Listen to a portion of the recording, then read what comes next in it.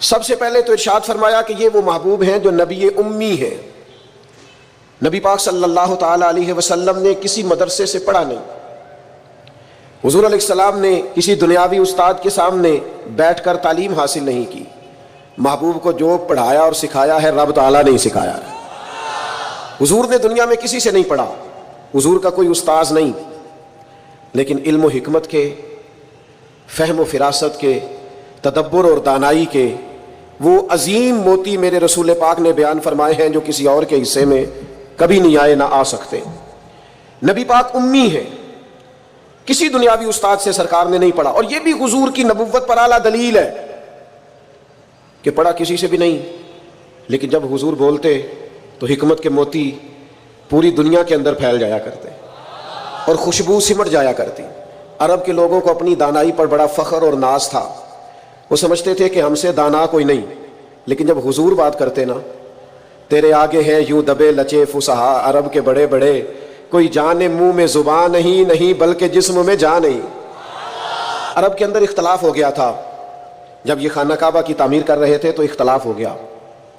ابھی نبی پاک علیہ السلام نے اعلان نبوت نہیں فرمایا تھا، پہلے تو بڑے ذوق شوق سے مل کے بیت اللہ شریف کی نئے سرے سے انہوں نے تعمیر کی، لیکن چونکہ رقابت رکھتے تھے آپس میں، دشمنیاں رکھتے تھے، جب حجر اسود کو اپنی جگہ پہ لگانے لگے تو اختلاف ہو گیا۔ ایک قبیلہ کہنے لگا میں کروں گا، دوسرا کہنے لگا میں کروں گا۔ یہ خاندانوں میں بھی اختلاف ہو جاتا ہے، جماعتوں میں بھی اختلاف ہو جاتا ہے، لیکن جو لیڈر اور قائد ہوتا ہے اس کا کمال یہ ہوتا ہے کہ وہ اپنے کارکنوں کو جوڑ کے رکھے۔ اقبال کہتے ہیں کوئی کارواں سے ٹوٹا کوئی بدگماں حرم سے، کیونکہ میرے کارواں میں نہیں خوب دل نوازی۔ اس کا کام ہوتا ہے جوڑ کے رکھنا۔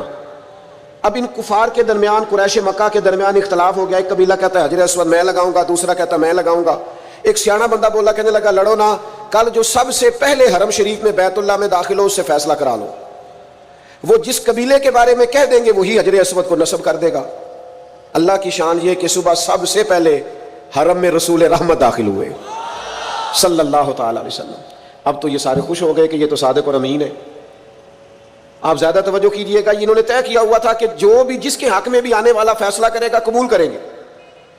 تو اگر نبی پاک علیہ السلام کسی ایک قبیلے کا نام لے دیتے تو انہوں نے تو طے کیا تھا کہ جس کا بھی نام لیں گے ہمیں قبول ہوگا، لیکن میرے محبوب امی ہیں، پر رب نے وہ فہم و فراست دیا ہے، وہ کمال دیا ہے، وہ اللہ تعالیٰ نے محبوب کو شان و عظمت عطا فرمائی، وہ بلندی عطا فرمائی ہے نبی پاک کو کہ سرور کائنات علیہ الصلوۃ والسلام کے سامنے دم خود ہو جاتی ساری کائنات۔ حضور نے فرمایا کیا جھگڑا ہے؟ کہا جھگڑا یہ ہے کہ ایک قبیلہ کہتا ہے حجر اسود میں رکھوں گا، دوسرا کہتا ہے میں رکھوں گا، اور کچھ نے تو پیالے میں خون ڈال کے قسم بھی کھا لی ہے کہ مریں گے یا مر جائیں گے لیکن حجر اسود کسی اور کو نہیں رکھنے دیں گے۔ حضور نے فرمایا یہ لڑائی ہے تمہاری؟ کہا ہاں۔ تو محبوب نے نا اپنی چادر مبارک کو بچھایا، حجر اسود کو اٹھا کے چادر میں رکھا، فرمایا لڑو نا، سارے قبیلے ہی چادر کا ایک ایک کونا پکڑ لو۔ 12 کے 12 قبیلوں نے چادر کا ایک ایک کونا پکڑا، وہ اٹھا کے لائے جہاں رکھنا تھا۔ محبوب نے اپنے ہاتھوں سے اٹھا کے جو رکھا نا حجر اسود کو، اور پھر پلٹ کر ان کے چہرے دیکھے تو حضور کے فیصلے پر سارے راضی ہو چکے۔ یہ دانائی، یہ تدبر، حضور امی۔ اور ایک اور بات بھی، ہم اپنی نسلوں کو مطمئن نہیں کرتے، ڈانٹ کے چپ کراتے ہیں۔ اگر ذہنی سطح پر کوئی سوال ابھرتا ہے، گھر میں کوئی اختلاف ہوتا ہے، تو ہمیں دلیل کی طاقت کے ساتھ سامنے والے کو مطمئن کرنا چاہیے۔ ہم کتاب و سنت کے ماننے والے ہیں، ہمارے پاس روشن دلائل ہیں، ہمیں ذہنی سطح پر ابھرنے والے سوالات کے جواب دینے چاہیے۔ اپنے بچوں کو، اپنے بھائیوں کو، اپنے قبیلے کو، اپنے دوستوں کو مطمئن کرنا چاہیے۔ ہم کیا کرتے ہیں؟ ہم بعض اوقات ڈانٹ دیتے ہیں، بعض اوقات اس طرح کا رویہ کرتے ہیں کہ لاپرواہی کرتے ہیں، ہمیں پتہ ہوتا ہے سوالوں کے جوابات کا لیکن ہم توجہ نہیں دیتے۔ فتح مکہ ہوا اور کچھ عرصے کے بعد ایک بڑا مارکا پیش آیا، تو اس بڑے مارکے میں مال غنیمت آیا۔ اب اصول یہ تھا کہ جو لوگ نئے نئے مسلمان ہوتے تھے ان کی تالیف قلب کے لیے انہیں زیادہ مال دیا جاتا تھا، کیونکہ ان کے ساتھ لوگ تعلق توڑ دیتے تھے، تو نئے مسلمانوں کو مؤلفۃ القلوب، یہ قرآن مجید کی اصطلاح ہے، ان کو زیادہ دیا جاتا تھا۔ تو مکے میں جو لوگ تازے مسلمان ہوئے تھے حضور نے ان کو زیادہ مال دیا۔ اب انصار مدینہ میں سے ایک دو نوجوانوں نے یہ کہہ دیا کہ حضور کے وہ اپنے رشتہ دار ہیں نا، معاذ اللہ، بس وہ جذباتی بات کسی کی زبان سے نکل گئی، قریبیوں پر توجہ، اور کہیں بھی محبت میں ان کا خیال تھا، شارحین کہتے ہیں کہ اگر حضور ادھر نوازنے لگے ہیں تو کہیں ایسا نہ ہو واپس مکے چلے جائیں، محبت میں کہا۔ تو اب اس پر اللہ کے محبوب علیہ الصلوۃ والسلام نے کیا کیا؟ فرمایا انصار مدینہ کو، یہ مسلم شریف میں موجود ایک ترکی خیمہ تھا، فرمایا انصار کو خیمے میں جمع کرو۔ خیمے میں جمع کیا تو حضور فرمانے لگے، یہ ذرا انداز دیکھیے میرے کریم، حضور فرمانے لگے مدینے والوں تم کہہ سکتے ہو کہ یا رسول اللہ آپ کے شہر والوں نے تو آپ کو بڑی تکلیف دی تھی، ہم آپ کو یہاں لائے تھے، تم کہہ سکتے ہو؟ ان کی آنکھوں سے فوراً آنسو چھلک پڑے کہ یا رسول اللہ ہم کون ہوتے، ہم پر تو آپ نے مہربانی کی، آپ تشریف لے آئے۔ وہ دو عالم کی رحمت تھے، جہاں چاہتے وہیں رہتے، یہ ان کی مہربانی ہے کہ یہ عالم پسند آیا۔ حضور نے فرمایا تم کہہ سکتے ہو کہ یا رسول اللہ یہ تو بدر میں تلواریں لے کر شہید کرنے آئے تھے، ہم نے جانوں کے نذرانے پیش کیے، کہو۔ وہ رو پڑے کہ یا رسول اللہ نہیں، یہ تو ہم پہ اللہ رسول کا احسان ہے کہ ہم میں سے کوئی شہید ہو گئے، کوئی غازی ہو گئے۔ نبی کریم علیہ السلام نے فرمایا تم کہو کہ یہ احد میں آپ پر پتھر برساتے تھے، ہم نے سینے آگے کر کے ڈھال بنائی تھی، کہو۔ ہر ایک آنکھ آنسو برسانے لگی، آنسوؤں کے وضو ہونے لگے۔ جب پوری طرح دل نرم ہو گئے تو محبوب نے ایک جملہ ایسا کہا کہ سوال ہی سرے سے ختم ہو گیا۔ فرمایا مدینے کے میرے بھولے انصار، کیا تم یہ پسند نہیں کرتے کہ مکے والے اپنے گھر جائیں تو بھیڑ بکریاں اونٹ لے کے جائیں، اور تم جب مدینے جاؤ تو اللہ کا رسول اپنے ساتھ لے کے جاؤ؟ کیا تم یہ پسند نہیں کرتے کہ تم مجھے اپنے ساتھ؟ بس پھر تو دل نعرے لگانے لگے، روح وجد کرنے لگی، طبیعتیں کھلنے لگیں۔ رسول اللہ صلی اللہ تعالی علیہ وسلم کے لفظوں پر وہ لوٹ پوٹ ہونے لگے۔ حضور امی ہیں، پر محبوب بات کرتے ہیں نا تو سینہ ایسے کھل جاتا ہے کہ جیسے نور نالا نور ہو گیا۔ حضور بات کرتے ہیں تو منہ سے پھول جھڑتے ہیں، نبی کریم علیہ السلام گفتگو کرتے ہیں تو یوں لگتا ہے ساری باتیں میرے لیے ہی ہیں، ساری باتیں آپ کے لیے ہی ہیں۔ حضور امی ہیں، اور پھر اللہ تعالیٰ فرماتے ہیں کہ یہ محبوب وہ ہیں جن کی شان یہ ہے کہ الذی یجدونہ مکتوبا عندہم فی التوراۃ والانجیل۔ فرمایا ان کی شانیں تم لکھی ہوئی پاؤ گے تورات میں بھی اور انجیل میں بھی۔ حضرت عیسیٰ تو خود فرما گئے نا، میں تمہیں اپنے بعد ایک محبوب کی خوشخبری دے کے جا رہا ہوں جن کا نام احمد ہوگا۔ ابن یعقوب کو اللہ نے صورت بخشی، ید بیضا کی کلیم اللہ کو نعمت بخشی، ہر نبی کو کوئی عزت کوئی عظمت بخشی، اور میری سرکار کو بے پردہ زیارت بخشی۔ فرمایا میں تمہیں خوشخبری دے کے جا رہا ہوں، اپنے بعد بشارت دے کے جا رہا ہوں، ان کا نام احمد ہوگا۔ نبی پاک صلی اللہ تعالی علیہ وسلم کی شانیں تورات میں بھی لکھی، انجیل میں بھی۔ آپ دیکھیے صحیح بخاری میں یہ حدیث موجود ہے، حضرت عطا رضی اللہ تعالیٰ عنہ بیان کرتے ہیں کہ میری حضرت عمر ابن عاص رضی اللہ تعالیٰ عنہ سے ملاقات ہوئی، میں نے کہا مجھے نبی پاک کی وہ شانیں تو بتائیں جو تورات میں لکھی ہیں۔ حضرت عمر ابن عاص تورات کے جاننے والے تھے، فرمانے لگے اللہ کی قسم تورات میں حضور کی بعض وہ شانیں بھی لکھی ہیں جنہیں قرآن بیان کرتا ہے۔ جس طرح قرآن نے کہا یا ایھا النبی انا ارسلناک شاہدا ومبشرا ونذیرا، اے محبوب ہم نے آپ کو خوشخبری دینے والا ڈر سنانے والا بنا کر بھیجا ہے اور گواہ بنا کے بھیجا ہے۔ فرمایا جس طرح یہ قرآن میں لکھا ہے اسی طرح حضور کی یہ شانیں تورات میں بھی لکھی ہوئی۔ پھر حضرت عمر ابن عاص رضی اللہ تعالیٰ عنہ ارشاد فرمانے لگے حضور علیہ السلام کا نام تورات میں رسول بھی لکھا ہے اور متوکل بھی لکھا ہے۔ پھر فرمایا تورات میں لکھا ہے کہ حضور نہ سخت مزاج ہوں گے نہ سخت دل ہوں گے، اور تورات کے اندر یہ بھی لکھا ہے کہ محبوب برائی کا بدلہ برائی سے نہیں دیں گے بلکہ کوئی برائی کرے گا تو بدلہ اچھائی سے دیں گے۔ یہ بھی لکھا ہے بازاروں میں شور نہیں کریں گے، یہ بھی لکھا ہے کہ معاف کر دیا کریں گے، بخش دیا کریں گے، اور تورات میں یہ بھی لکھا ہے کہ جن کے کان غفلت کی وجہ سے بہرے گونگے اور جو لوگ اندھے ہو گئے ہیں اللہ محبوب کی برکت سے سب کو بینائی اور بصارت عطا فرمائے گا۔ ایک نا یہودی کا بچہ حضور کے پاس آیا کرتا تھا، مسند امام احمد بن حنبل میں موجود ہے، حضور کے پاس آتا تھا اور نبی کریم صلی اللہ تعالی علیہ وسلم کی بارگاہ میں وہ خدمت کرتا تھا۔ بیمار ہو گیا، حضور تیمارداری کرنے گئے تو وہ اپنے باپ کی گود میں لیٹا ہے، تو حضور اس کے باپ سے فرمانے لگے قسم اٹھا کے بتا میری شانیں تورات میں نہیں لکھی ہوئی؟ تو معاذ اللہ تورات اس کی گود میں پڑی تھی لیکن مکر گیا، کہنے لگا نہیں لکھی۔ اس کا بیٹا جو اس کی گود میں تھا، جوان بیٹا گود میں سر رکھے ہوا تھا، بیمار تھا، کہنے لگا میرا والد غلط کہتا ہے، اللہ کی قسم یا رسول اللہ آپ کی شانیں تورات میں بھی لکھی ہیں اور انجیل میں بھی لکھی ہیں۔ یہ بات اس نے کہی، کلمہ پڑھا، روح پرواز کر گئی۔ حضور اس کے والد سے فرمانے لگے تو ہٹ جا، اور صحابہ سے فرمانے لگے اپنے بھائی کو اٹھا لو، اس نے کلمہ پڑھ لیا، اب یہ ہمارا ہے۔ ہم اسے ساتھ لے کر کے جائیں. حضور کی عظمتیں، شانیں، بلندیاں، رفتیں تورات میں بھی موجود ہے، انجیل میں بھی. لاکھ عنوان بدل دیے لوگوں نے، تورات و زبور و انجیل میں تحریف کر دی، لیکن آج بھی جگہ جگہ جو موجود چھپی ہوئی کتابیں ہیں ان میں آج بھی جگہ جگہ حضور کی عظمتوں اور شانوں کا بیان موجود ہے. نبی پاک کے تذکرے ہر جگہ، ہر مقام پر، ہر کونے پر. خود نبی پاک علیہ السلام نے فرمایا میں تو جناب ابراہیم کی وہ دعا ہوں جو بیت اللہ کی تعمیر کے وقت انہوں نے مانگی تھی. میں تو جناب عیسیٰ کی بشارت ہوں. اور فرمایا میں اپنی ماں کا وہ گویا شانوں والا خواب ہوں جو انہوں نے میری ولادت کے وقت دیکھا تھا. حضور کی عظمتوں کا بیان. پھر اللہ تعالیٰ نے آگے ارشاد فرمایا یأمرہم بالمعروف وینہاہم عن المنکر. یہ محبوب تمہیں نیکی کا حکم دیں گے اور برائی سے منع کریں گے. ہر ایک نے نیکی کا حکم دیا، ہر پیغمبر، ہر رسول نے، ہر مصلح نے، ہر دائی نے. پر جس پیار کے ساتھ نبی پاک نے لوگوں کو نیکی کی طرف بلایا ہے نا، جس محبت سے، جس درد سے، جس ذوق سے حضور نے بلایا ہے، اور جس طرح دروازہ دروازہ جا کے حضور نے لوگوں کو کہا ہے آ جاؤ دین کی طرف آ جاؤ، جس توانائی کے ساتھ حضور چاہتے ہیں کہ لوگ دوزخ سے بچ جائیں، یہ صرف حضور ہی کا خاصہ ہے. یہ حدیث آپ نے یاد رکھنی ہے. حضور فرماتے ہیں میری اور تمہاری مثال اس آدمی کی طرح جس نے آگ جلائی تھی. آگ روشن ہو گئی تھی تو پتنگے اس میں گرتے تھے، تو وہ آگ جلانے والا بار بار پتنگوں کو روکتا تھا، نہ جاؤ جل جاؤ گے. فرمایا تم بھی بار بار ایسے کام کرتے ہو جو تمہیں دوزخ میں لے جائیں، اور میں تمہیں سینہ بند سے پکڑ پکڑ کے بچاتا ہوں. یہ کام نہ کرنا دوزخ میں لے جائے گا، یہ کام نہ کرنا دوزخ میں. نبی پاک نے ایک ایک مرحلے میں امت کی رہنمائی کی، ایک ایک کونے میں تربیت فرمائی، اور بڑی جانفشانی کے ساتھ، بڑی ہمت کے ساتھ، جد و جہد کے ساتھ لوگوں کو دین کا پیغام دیا.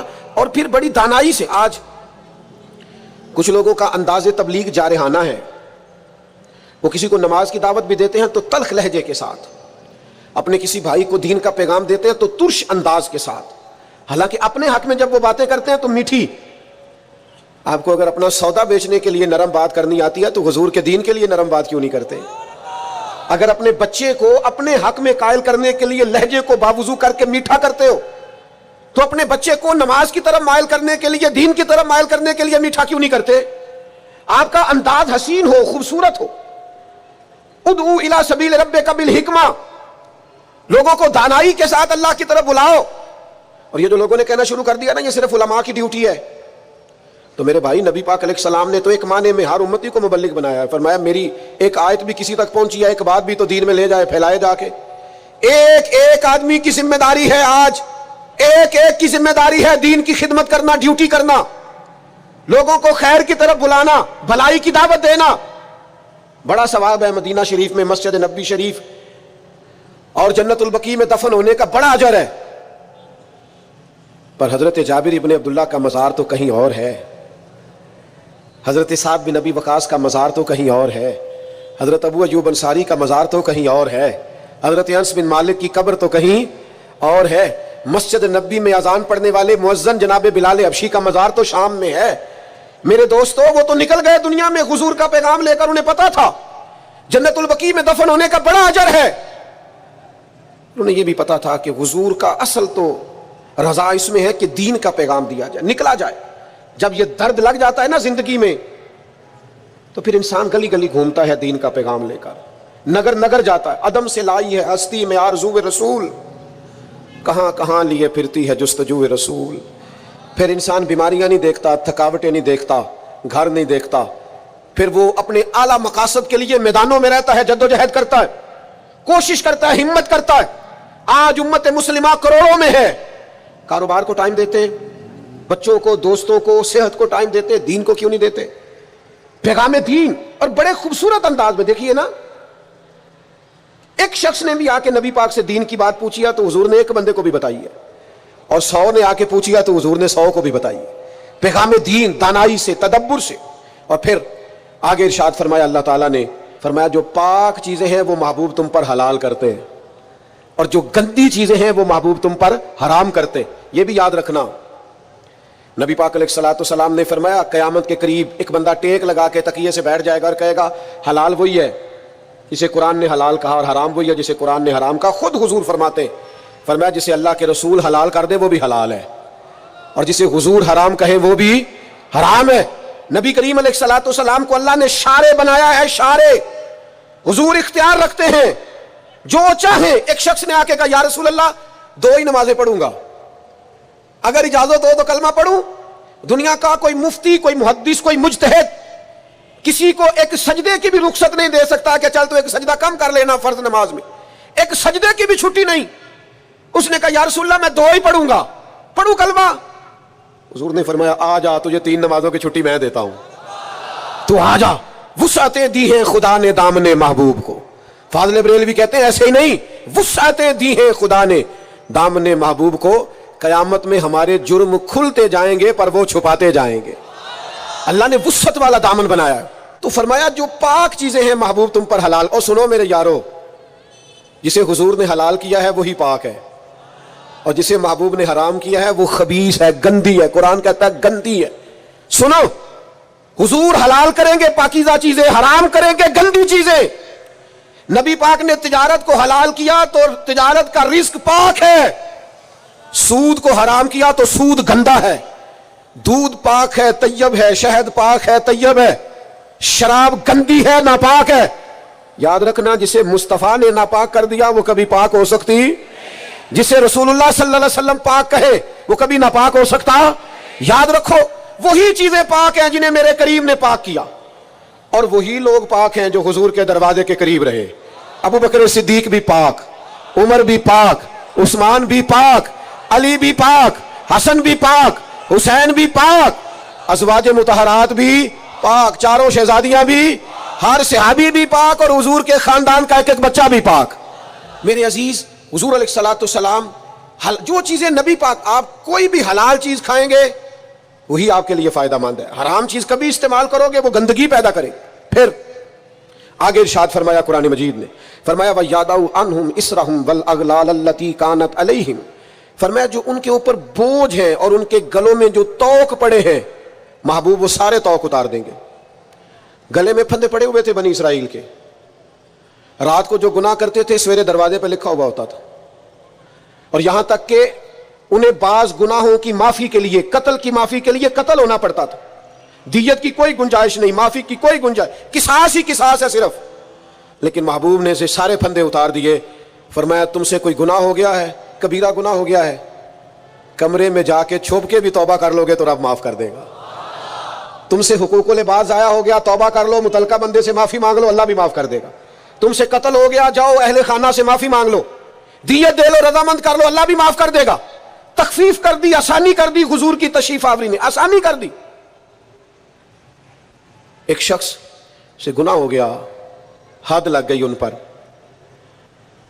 اور وہ انتقال کر گئے، سیاستہ میں موجود ہے۔ بعض لوگوں نے کہا اس نے کتنا بڑا جرم کیا ہے، نبی پاک علیہ السلام نے فرمایا چپ کرو، تم نے جرم دیکھا توبہ نہیں دیکھی؟ یا رسول اللہ جرم کیا ہے، حد جاری ہوئی ہے، وہ اس حد کی وجہ سے انتقال کر گئے۔ محبوب فرمانے لگے تم مردہ بھائی کا گوشت کھا رہے ہو اور وہ جنت کی نہروں میں غوطے لگا رہا ہے۔ یعنی یہاں توبہ کرنے والوں کو وہ معیار ملا، وہ معیار کہ جو دروازہ رسول پہ آ کے توبہ کر لے، حضور خوشخبری دیتے ہیں گناہگار بڑا تھا لیکن چونکہ یہاں آ کے توبہ کی ہے تو محبوب کا کرم برسا ہے، جنت میں بتاتے ہیں وہ جنت کی نہروں میں غوطے لگا رہا ہے۔ اور پھر اللہ نے آسانی کر دی، فرمایا وَلَوْ أَنَّهُمْ إِذْ ظَلَمُوا أَنفُسَهُمْ جَاءُوكَ، محبوب اگر یہ اپنی جان پر ظلم کر لینا تو تیری بارگاہ میں آ جائے، پھر یہاں آ کے اللہ سے معافی مانگے، محبوب بھی ان کی سفارش کر دے تو اللہ کو معاف کرنے والا پائیں گے، توبہ قبول کرنے والا پائیں گے۔ گویا مجرم ہو تو منہ اشکوں سے دھوتے ہوئے آؤ، آؤ در تواب پہ روتے ہوئے آؤ۔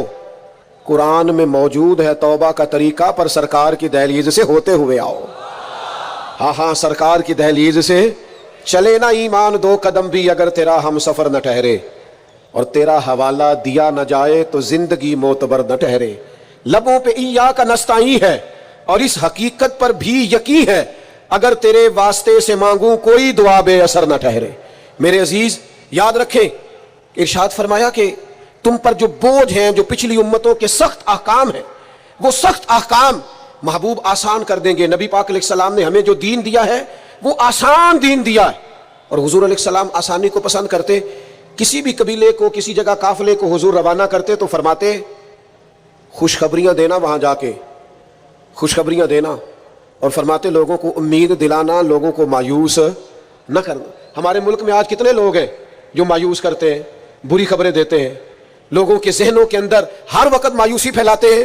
حضور نے آسان اور خوبصورت دین ہمیں دیا ہے، ایسا دین جو ایک ایک بات قابل عمل ہے، جس پر عمل کیا جا سکتا ہے۔ عزیز دوستو، آسان دین۔ ایک شخص نے صرف نماز لمبی پڑھائی تھی، بہت لمبی نماز پڑھا دی، تو حضور کی بارگاہ میں جا کے لوگوں نے کہا یا رسول اللہ یہ بہت لمبی نماز پڑھاتے ہیں، صحیح حدیث میں موجود ہے۔ تو اللہ کے محبوب ناراض ہوئے، فرمایا میں لوگوں کو دین کے قریب کرتا ہوں اور آپ یہ کیا کرتے ہیں؟ آسان کر کے آپ، دین کی تعلیمات تو ساری آسان ہے، آپ آسان تعلیمات کو کیوں بعض لوگ مشقت پیدا کرتے ہیں اور مشکل میں ڈالتے ہیں؟ نبی پاک علیہ الصلوۃ والسلام نے فرمایا عبادت کے معاملے میں بھی، نفل عبادت کے معاملے میں بھی اپنے آپ کو آسانی دو۔ فرمایا جتنی دیر طبیعت اجازت دے نفل پڑھو، پھر آرام کرو، تمہارے وجود کا تم پر حق ہے، تمہاری آنکھ کا بھی تم پر حق ہے، تمہارے اہل خانہ کا بھی تم پر حق ہے۔ تو بھائی حضور علیہ الصلوۃ والسلام نے وہ مشکل احکام جو پچھلی امتوں کے تھے وہ اس امت کے لیے آسان کر دیے۔ اب کسی کے دروازے پر نہیں لکھا جاتا وہ کتنا گناہگار ہے، بڑے بڑے جرم ہوتے ہیں، بڑی بڑی خطائیں ہوتی ہیں، پر اللہ فضل کرتا ہے، بندے معافی مانگتے ہیں، اللہ اپنے بندوں کی پردہ پوشی فرماتا ہے۔ اللہ کر، اور میں نے پہلے بھی کہا تھا پھر کہتا ہوں، قیامت والے دن بھی پردہ رہ جانا ہے انشاءاللہ تعالی، پردہ رہ جانا ہے، حضور کے صدقے کرم ہوگا۔ نبی پاک علیہ السلام فرماتے ہیں اللہ بندے پر رحمت کی چادر ڈال کے فرمائے گا یہ گناہ کیا تھا، یہ غلطی کی تھی، یہ خطا ہوئی تھی، تو بندہ عرض کرے گا مولا ہوئی تھی، اور ڈرے گا یہ تو میرے گناہ کھلنے لگے، تو رب کریم فرمائے گا دنیا میں بھی تیرا پردہ رکھا تھا، اب بھی تیرا پردہ ہی رکھوں گا۔ تو حضور فرماتے ہیں فوراً جب اسے اس کی چھوٹی چھوٹی گناہوں پر اجر دیا جائے گا، نیکیوں میں بدلا جائے گا، تو کہے گا یا اللہ میں نے تو بڑے بڑے بھی کیے، اس پر بھی گویا اجر کا سوالی ہوگا، تو قیامت میں بھی پردہ رہ جائے گا۔ اللہ تعالیٰ نے آگے ارشاد فرمایا فالذین آمنوا بہ، وہ لوگ جو میرے محبوب پر ایمان لائیں۔ حضور کی ہر بات سچی ہے، ہر فرمان سچا ہے، صدق کے دل سے ظاہراً باطناً نبی پاک کی لائی ہوئی ہر بات پر ایمان رکھنا یہ امتی کا کمال بھی ہے اور امتی کے لیے ضروری بھی۔ اپنے دل کی گہرائیوں سے ہر اس بات پر یقین کر لیں جو حضور نے فرمائی، یقین کامل کے ساتھ ایمان رکھیں۔ حضرت مولا علی شیر خدا رضی اللہ تعالیٰ عنہ ایک دفعہ بیمار ہو گئے تھے، مسند احمد بن حنبل میں موجود ہے، تو بعض صحابہ تیمارداری کرنے گئے تو جناب شیر خدا کی اس نکاحت کو دیکھ کر پریشان ہو گئے، تو حضرت علی فرمانے لگے فکر نہ کرو مجھے کچھ بھی نہیں ہوگا، اس بیماری سے میں ٹھیک ہو جاؤں گا۔ کہا آپ کو اتنا یقین کس طرح ہے؟ تو حضرت علی فرمانے لگے مجھے نبی پاک علیہ السلام نے فرمایا تھا علی آپ اس وقت دنیا سے جائیں گے جب آپ کی داڑھی خون سے رنگین ہوگی، مانا کیا ہے مجھ پر حملہ ہوگا، مجھے شہید کیا جائے گا، ساڈے نبی دی زبان ساڈے واسطے قرآن، جو دن کو کہہ دیا دن ہے تو دن نکل آیا، اور جو شب کو کہہ دیا شب ہے تو رات ہو کے رہی، اور خدا نے ان کی زبان کو وہ اختیار دیا جو نکلی منہ سے ان کے وہ بات ہو کے رہی۔ اور میرے اعلیٰ حضرت فرماتے ہیں وہ زبان جس کو سب کن کی کنجی کہیں اس کی نافذ حکومت پہ لاکھوں سلام۔ حضور کے ہر فرمان پر یقین کامل رکھیں۔ پھر ارشاد فرمایا وَعَذَّرُوهُ، اور محبوب کی تعظیم کریں۔ نبی پاک علیہ السلام کی تعظیم حضور کی حیات مبارکہ میں بھی اور حضور کی حیات وصال ظاہری کے بعد بھی ایک ہی طرح ضروری ہے۔ نبی پاک علیہ السلام کی تعظیم کی جائے۔ صحابہ کیسے تعظیم کرتے؟ حضرت سعید رضی اللہ تعالیٰ عنہ نماز پڑھ رہے تھے، ترمذی میں موجود ہے، حضور نے بلایا، فرماتے ہیں میں جلدی سے نماز مکمل کر کے حاضر ہوا تو نبی پاک علیہ الصلوۃ والسلام نے فرمایا آئے کیوں نہیں؟ تو میں نے عرض کی یا رسول اللہ نماز پڑھ رہا تھا، تو فرمایا تم نے اللہ کا فرمان نہیں سنا کہ جب رب رسول بلائیں تو فوراً حاضر ہو جایا کرو؟ فوراً علماء نے مسئلہ لکھا ہے کہ عین حالت نماز میں بھی اگر کسی کو نبی پاک بلائیں، عین حالت نماز میں بھی، میں نماز پڑھا کہ تین ول ویکھاں میں کعبہ بھول گیا آئی، اے بھول گئی یعنی سب سوم صلاتاں تے اکو یار دا فکر پہ آئی۔ اسی لیے تو فاضل بریلوی نے کہا تھا آجیو آؤ شہنشاہ کا روزہ دیکھو، کعبہ تو دیکھ چکے ہو اب یہ کعبے کا بھی کعبہ دیکھو، اور غور سے سن تو رضا کعبے سے بھی آتی ہے صدا، میری آنکھوں سے میرے پیارے کا روزہ دیکھو۔ حضور بلائیں تو علماء نے مسئلہ لکھا ہے امتی نماز پڑھ رہا ہو تو نماز چھوڑ کے چلا جائے، اور حضور جو کہیں وہ سن کے واپس آئے، جہاں سے نماز چھوڑی تھی وہیں سے شروع کر لے، سجدہ صاف بھی نہ کرے نماز پوری کر لے، اس لیے کہ حضور بلائیں تو نماز ٹوٹا ہی نہیں کرتی، نبی پاک بلائیں تو نماز ٹوٹتی۔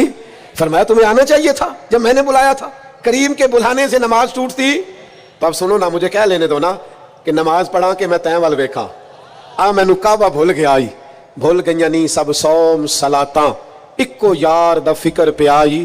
نبی کریم صلی اللہ علیہ وسلم کی تعظیم, اور پھر جس طرح حضور کی ظاہری حیات میں تعظیم ہے, اسی طرح حضور کے ذکر کی تعظیم, نبی پاک کے نام کی تعظیم, حضور کے شہر کی تعظیم, رسول اللہ صلی اللہ علیہ وسلم کی مسجد کی تعظیم, حضور کے صحابہ کی تعظیم, اہل بیت کی تعظیم, حضور کے دین کے اولیاء علماء کی تعظیم, نبی پاک سے نسبت رکھنے والی ہر چیز کی تعظیم, ہر چیز کی تعظیم. دو لوگ مسجد نبوی میں آئے حضور کے وصال کے بعد اور اونچی آواز میں بات کرنی شروع کی, تو جناب عمر نے بلایا, بخاری میں موجود ہے, بلا کے فرمایا کہاں کے رہنے والے ہو؟ کہا ہم طائف کے رہنے والے ہیں. فرمایا تم مدینے کے ہوتے میں تمہیں سزا دیتا, پتہ نہیں یہ مسجد نبوی ہے؟ اے پائے نظر ہوش میں آ, یہ کوہ نبی ہے, آنکھوں سے بھی چلنا یہاں بے ادبی ہے. امام مالک رحمت اللہ تعالی علیہ سے کوئی بندہ فقہ کا مسئلہ پوچھتا تو بتا دیتے, اگر کہتا نا حدیث رسول سننی ہے تو امام صاحب پہلے وضو کرتے, غسل کرتے, لباس بدلتے, خوشبو لگاتے, امامہ باندھتے, ممبر پر بیٹھتے. تو لوگ کہتے حضور یہ کیا کرنے لگے ہیں؟ فرمایا میں ذکر رسول کرنے لگا ہوں, میں اپنے محبوب کا ذکر کرنے لگا ہوں.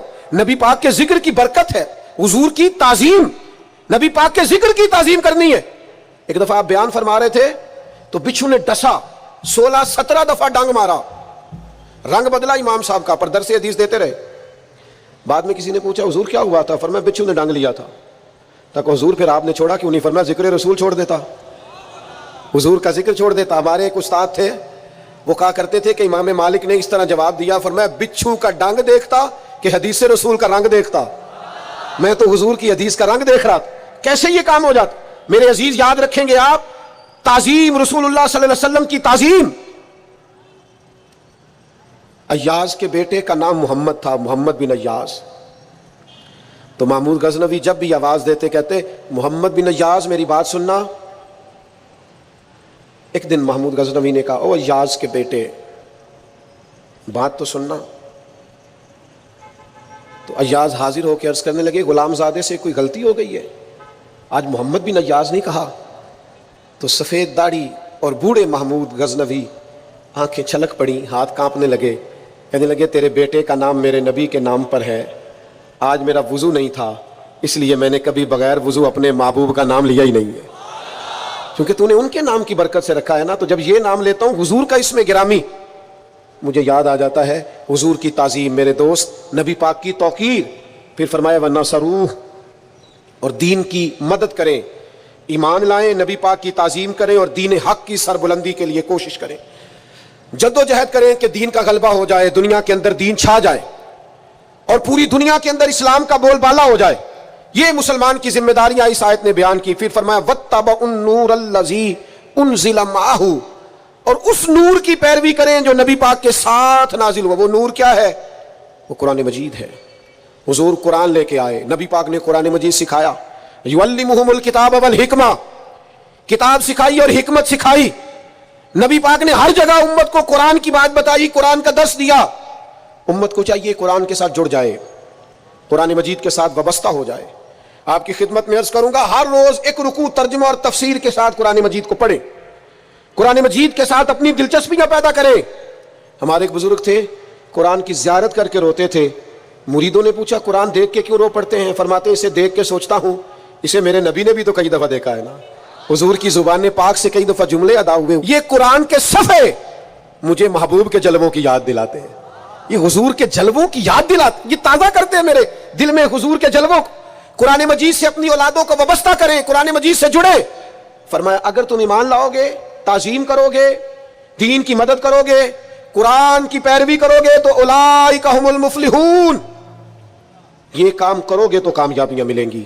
دوستو اتنا بڑا ہزاروں کا مجمع ہے, اس مجمع میں بزرگ ہیں, بیٹے ہیں, بہنیں ہیں پردے میں, ایک وسیع آپ لوگ جماعت کے ساتھ یہاں موجود ہیں. میرا درد دل ضائع نہ کرنا خدا را. ہم نے نا صرف دین کو منانا نہیں ہے بھائی, دین کو اپنانا بھی ہے. ہمارا سارا کچھ ہمارے نبی پاک صلی اللہ تعالی علیہ وسلم کی ذات والا صفات سے وابستہ ہے. ہم نے صرف منانا نہیں اپنانا بھی ہے. اس اپنانے کے لیے اپنے آپ کو تیار کریں, بیٹے کی شادی ہو تب بھی, کاروبار کریں تب بھی, رشتہ داری کریں تب بھی, آپ دنیا کے کسی کونے میں چلے جائیں تب بھی, ڈگری کوئی بھی لے لیں تب بھی, ایک بات اپنے ذہن میں بٹھا لیں کہ میرا تو سب کچھ میرا نبی ہے. کسی شعبے سے وابستہ ہو جائیں, کوئی کام کریں, لیکن ہمارا سارا کچھ نبی پاک علیہ السلام کی ذات ہے. سیاہیاں مجھ میں, داغ مجھ میں, چلیں اسی کے چراغ مجھ میں, اثاثۂ قلب و جاں وہی ہے. میرا تو سب کچھ میرا نبی ہے. میرے گناہوں پہ اس کا پردہ, وہ میرا امروز میرا فردہ. ضمیر پر حاشیے اسی کے, شعور بھی اس کا وضع کردہ. وہ میرا ایمان میرا تیقن, وہ میرا پیمانہ تمدن, وہ میرا معیار زندگی ہے. بول کے کہیے میرا تو سب کچھ ہے, میرا تو سب کچھ ہے. وہ میری منزل بھی, ہم سفر بھی, وہ سامنے بھی پس نظر بھی. وہی مجھے دور سے پکارے, اسی کی پرچھائی روح پر بھی. وہ رنگ میرا, وہ میری خوشبو, میں اس کی مٹھی کا ایک جگنو. وہ میرے اندر کی روشنی ہے. میرا تو سب کچھ میرا نبی ہے. ازل کے چہرے پہ نور اس کا, ظہور عالم ظہور اس کا. خود اس کی آواز گفتہ حق, خود اس کی تنہائی طور اس کا. بہت سے عالی مقام آئے پر خدا کے بعد اس کا نام آئے. وہ اولی ہے, وہ آخری ہے. میرا تو سب کچھ میرا نبی ہے. نہ مجھ سے بارے عمل اٹھے گا, نہ عزو ہی کوئی ساتھ دے گا. اگر کہے گا تو روز محشر خدا سے میرا نبی کہے گا. سیاہیاں داغ صاف کر دے, اسے میرے مولا معاف کر دے. یہ میرا عاشق ہے, وارثی ہے. میرا تو سب کچھ میرا نبی ہے. وما علینا الا البلاغ.